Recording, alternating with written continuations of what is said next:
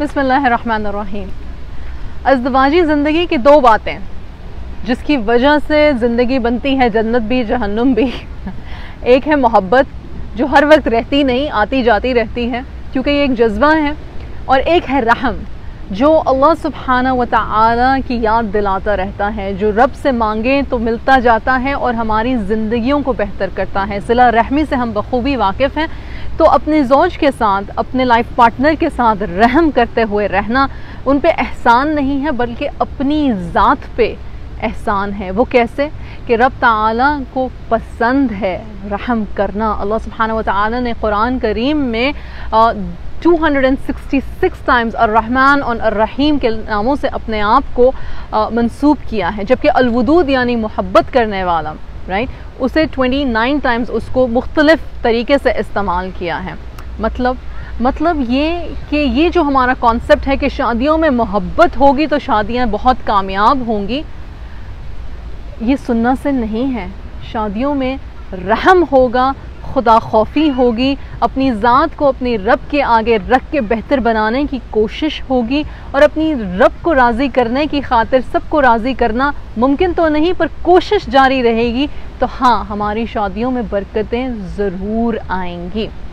گاٹمن institute شادی کے institution پہ بات کرتے ہوئے 4 چیزیں بتاتے ہیں، لیکن وہ ایسی ہیں جو ہمارے رسول صلی اللہ علیہ وسلم نے اور جو قرآن نے بیسکلی ہمیں بتا دی ہیں آج سے 1400 سال پہلے۔ وہ باتیں کیا ہیں؟ سب سے پہلے ایک دوسرے سے بدگمان مت ہو۔ بدگمانی جیسے ہی جر پکڑنے لگے، آپ کے دلوں میں وسواس بٹھانے لگے، آپ کے دلوں میں شیطان، اسی وقت اپنے زوج کی، اپنے لائف پارٹنر کی کوئی اچھی بات یاد کر لو، اس سے حسن ظن رکھو، اس کی تعریف کرو۔ کیا خوبصورت بات ہے کہ رسول صلی اللہ علیہ وسلم ازواج المطہرات سے محبت سے، اٹینشن سے، افیکشن سے بات کرتے تھے، اور اسی طرح سے ازواج المطہرات جو تھیں، ہماری امہات المؤمنین جو تھیں، وہ رسول اللہ صلی اللہ علیہ وسلم سے نہایت ادب سے، احترام سے، اٹینشن سے بات کرتی تھیں۔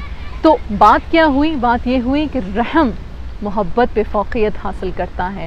دوسری چیز، ایک دوسرے کو تانے بازی مت کی جائے، یہ گاٹمن انسٹیٹیوٹ کہتا ہے، یعنی کہ طنز کرنا، کسی کی کمی کو، خامی کو بار بار اس کو دہرانا، اس کو یاد دلانا، اس کو قصوروار ٹھہراتے رہنا، اس سے انسان جو ہے وہ دل شکستہ ہو جاتا ہے، بدگمان ہو جاتا ہے۔ یہ بدگمانی کو فوقیت دینے والی کوئی بات ہو گئی، بلکہ اس طرح سے بات کی جائے کہ میں یہ سمجھتی تھی، یا میرے ذہن میں اس طرح کی بات تھی، یا میں نے اس طرح کا اندازہ لگایا۔ جب آپ میں کر کے بات شروع کرتے ہیں بجائے تمہاری غلطی سے بات شروع کرنے کے، تو انسان کو یوں محسوس نہیں ہوتا سننے والے کو کہ جیسے اس پہ کوئی پرسنل اٹیک ہو رہا ہے۔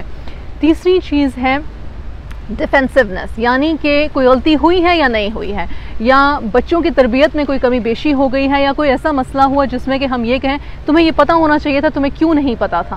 ایسے میں کہنا کہ میری غلطی نہیں، میرا قصور نہیں، پرابلم کو سالو نہیں کرے گا۔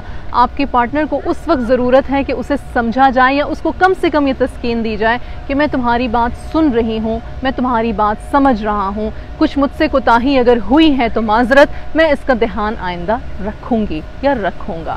اور چوتھی چیز جو کہ حضور صلی اللہ علیہ وسلم نے کئی بار ہم سے کہی، غصہ مت کرو۔ غصے میں، جلد بازی میں کوئی فیصلہ مت لو۔ غصہ آیا ہے تو وضو کرو، غصہ آیا ہے تو نماز پڑھو، غصہ آیا ہے تو خاموشی اختیار کرو، ایک دوسرے کو موقع دو ٹھنڈا ہو کے بات سوچنے کا، اور پھر دوبارہ بات کرو۔